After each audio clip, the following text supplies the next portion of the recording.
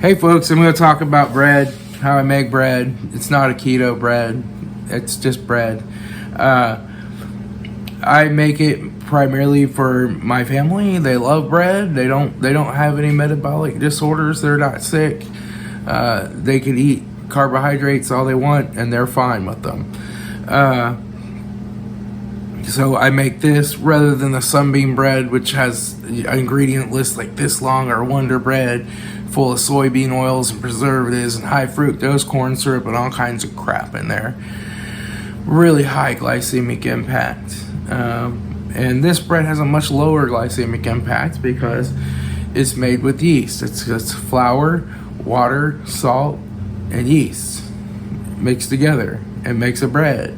I let it sit overnight, 12 to 14 hours, even longer sometimes, and let that yeast really work in the dough and let it really get it good and fermented.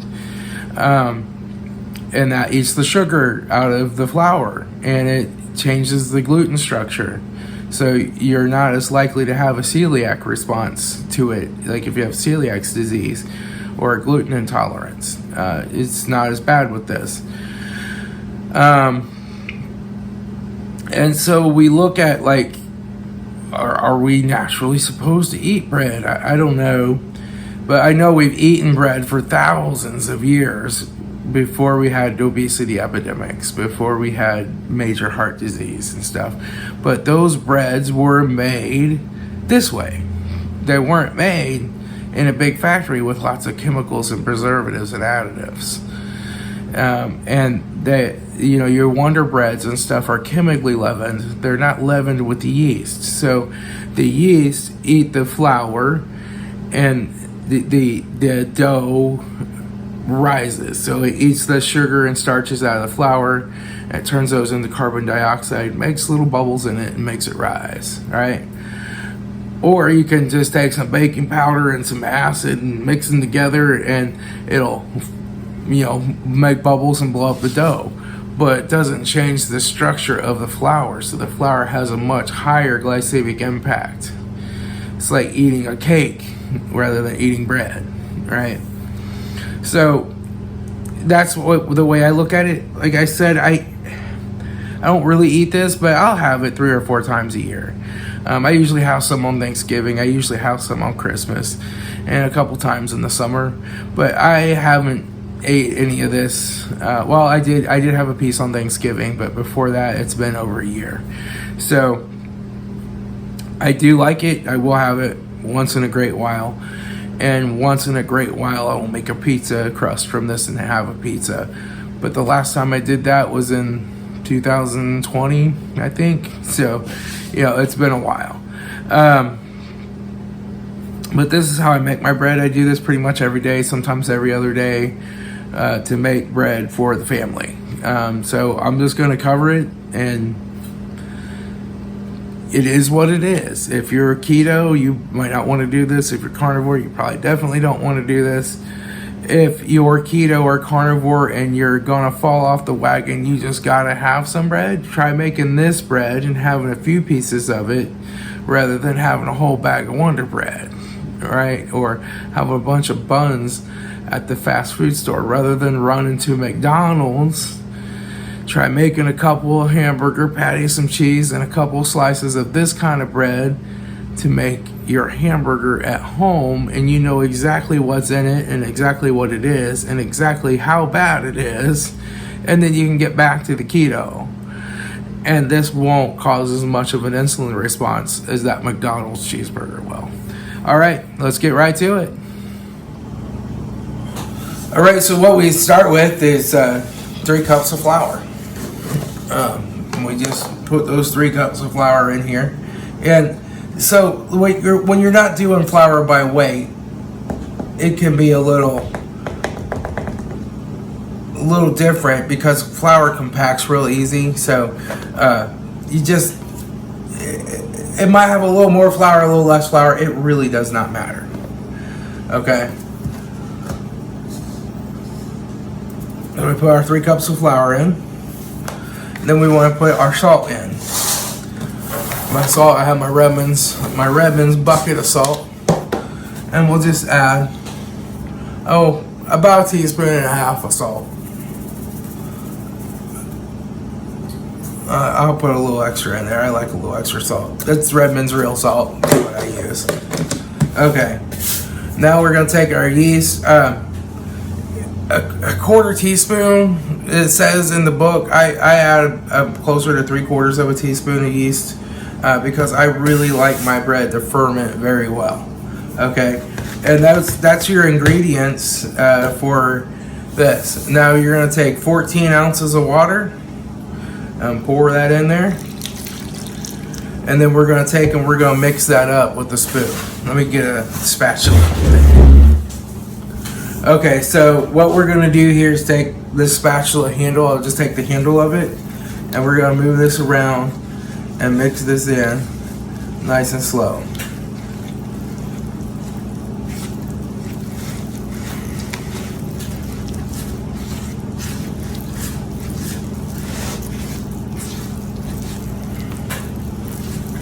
This until it's all together.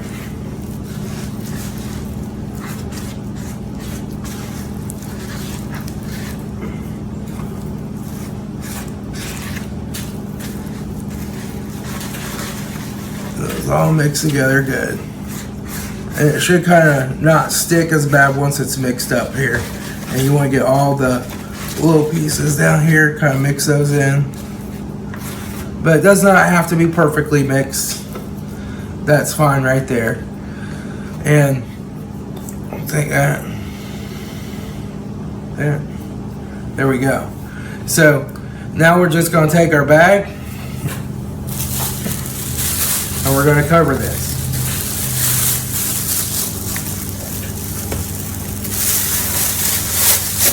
Like so.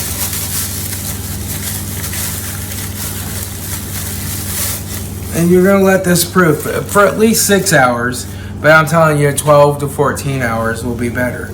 So I will actually probably bake this tomorrow morning. It's about noon right now, so it'll probably get thrown in the oven sometime tomorrow morning. So it might be closer to 16 hours. It doesn't really matter. The yeast in there has plenty of flour and sugar to digest, so it'll stay good for a long time. I've never had it out so long that it's ever gone bad, and I've had it, be 24 hours before, and it still works out fine. But we'll just take and put this on top of the fridge or a nice warm spot and let the yeast do its job. What the yeast is going to do is it's going to go in there and it's going to eat that flour. It's going to eat the sugar from the flour, the carbohydrates from the flour. It's going to leave behind nice long gluten strands, and you're going to get a bread that's kind of pre-broken down. It has a lot of those sugar and carbs already digested by the yeast. So this does not have nearly as much of a glycemic impact as other breads, and it also isn't made with a bunch of crazy tapioca starch or whatever, xanthan gum and almond flour and this kind of flour and that kind of. It's just normal bread.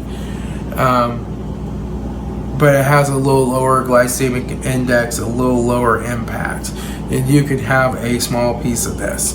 You don't want to sit down and eat the whole loaf, so make sure that when you make this, you have lots of people that like bread that will eat it with you. Personally, I don't know anybody that doesn't love fresh bread out of the oven with some butter. So have some friends over, some family over, make it during special occasions so that you can only get one piece of it. You could double this recipe and make 2 loaves. I don't do that. I don't want extra bread sitting around. I want my family to eat most of this, and I might have a piece of it. So I will be back tomorrow when we go to make this. All right, so the first thing we're gonna do is just clean off the spot here. Make sure it's good and clean. Okay, so now we're gonna get some flour out, and we're just gonna take and give this just a light dusting of flour.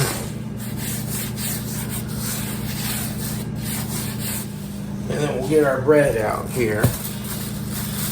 This is our fermented yeasty bread, and you can see what that looks like, right? It's all fermented. And now we're just gonna take this out with the spatula.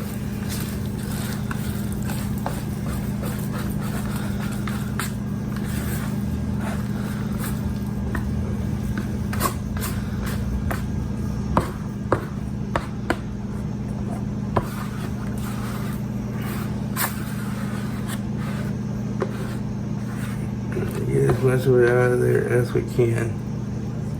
I'm gonna take this and, oh, I didn't want to rip it, but kind of stretch it out a little, like so. And we're gonna just take and pat this down and fold it over a couple times.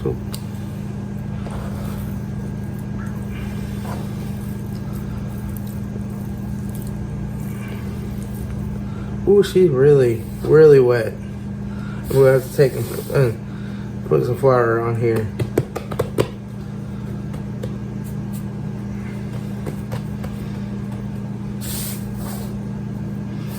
Normally I would not have to do this, but she's really wet. So we have to do this.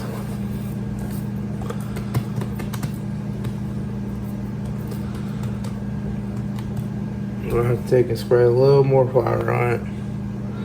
Doggone it.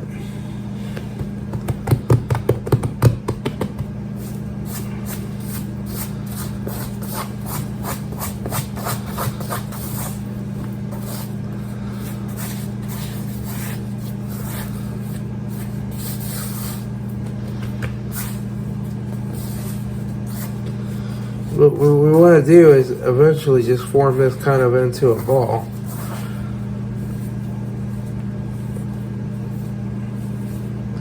That's good enough, probably. We'll go ahead and put some more flour on it here.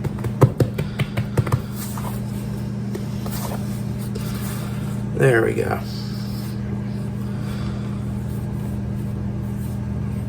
Now we're just going to take and put this back in our bowl, like so. And then we're going to let this rise for, a half hour or so.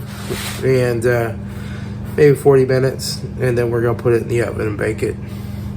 So we'll go ahead and put this back on top of the fridge and let it finish rising. So you may ask why the dough was so wet, and it was really wet this time. There's two reasons. Number one is when you put 3 cups of flour in, those cups can be really compacted and lots of flour, or really loose and not lots of flour. It's usually not too critical. But that flour was pretty uncompacted, so I probably needed like 3.5 cups of flour, you know. But by putting some raw flour on there and patting it down, that helps. You want to use as little raw flour as you can, because again, that's not really broken down very well by the yeast over time, and it's a little bit more of a sugar impact. But you know, it is what it is. And so the other reason is just because I left that out since noon yesterday till about 7:30 this morning. So that's quite a bit of time, longer than you really need to. So 12 to 14 hours is normally perfect. So that kind of helps it to over break down. And I should have used a little less yeast since I was leaving it out longer. I used like 3/4 of a tablespoon. I might have been better off to go with 1/4 of a tablespoon. So it's just, you know, it's not a big deal. It'll still turn into great bread. But those are some things that you can do to kind of perfect what you're doing. And you can also go by weight for the flour and find the perfect weight that works for you. So we're gonna let that finish rising now, and then I'm gonna start the oven early, put the bowl in it and get it hot, and then transfer the bread over to the bowl and we'll bake it. All right, so it's been 15 or 20 minutes, and I go ahead and turn the oven on. I'm gonna let it preheat. I turned it on to 450. You can do 425 to 450. It depends on how brown you like your crust. I like it really brown, almost black, burnt looking on the outside, nice and crispy. But you can do a lighter brown, do 425, or darker brown. But we're gonna take our bowl here. This is just a Pyrex bowl. You know, We're gonna put it in the oven and let that get good and hot before we transfer our bread. And we're gonna take our bread, which is rising again, and we're just gonna take and put it on the oven right here to give it some extra warmth and really get that rising good. We don't want to put it all the way back. This is where the vent is on the oven. So I want to move it a little away from there just to where it's warm, not real hot, because it'll melt that plastic and probably bad for the yeast to heat it up too much. We'll go ahead and put this in the oven and let that heat up, and it's getting good and hot. And we'll just let this go for 15-20 minutes, and then we'll be ready to bake it. Alright, so we're ready to take our bowl out of the oven. It's been at 450 for 15 minutes or so. Our bread is nice and rose again. And so now we're just going to get a rubber spatula out in case we need that. And we want to transfer this dough into a nice hot bowl. And we're going to score it. I'm going to use this little Harbor Freight knife. I have this just for food. I keep it washed, keep it clean.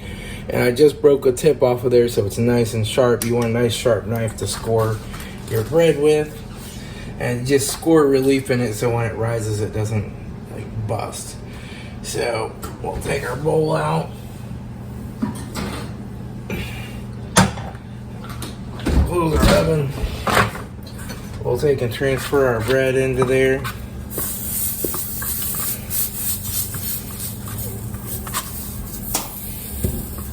Good enough. We're gonna just take and score this. Like that.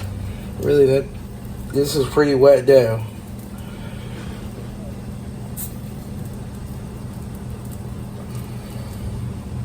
That's good enough.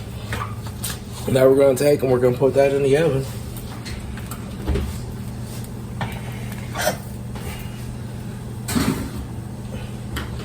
And I'm going to set the timer for 30 minutes. And we're going to see if that is, we'll check it in 30 minutes. We might want to go more like 35, 40 minutes.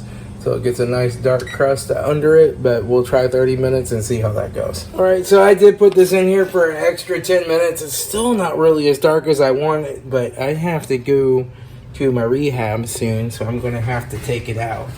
But we'll get it out here. And this is the bread right here.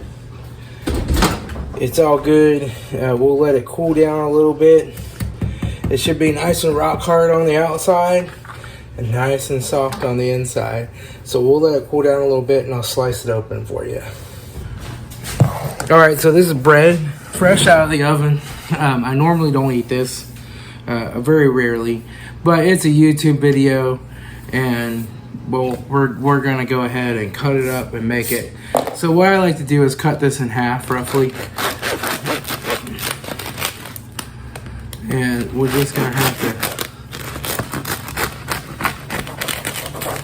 cut it in half.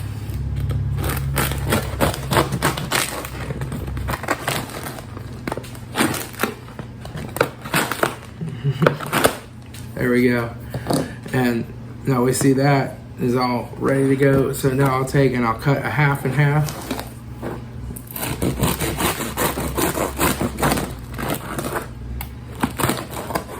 And I'll cut me a piece. Ooh, she's hot.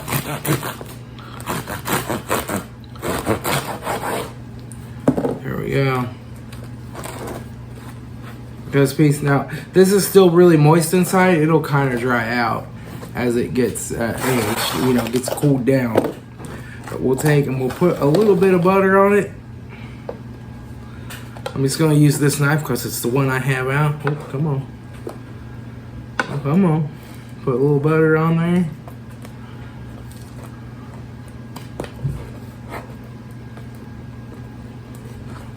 We'll take and put a little salt on it.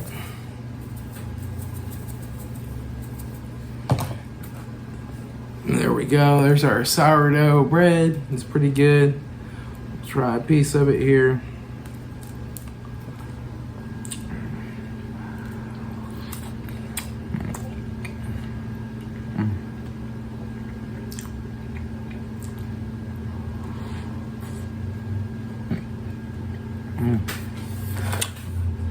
So as the rest of this kind of cools down, you can slice it.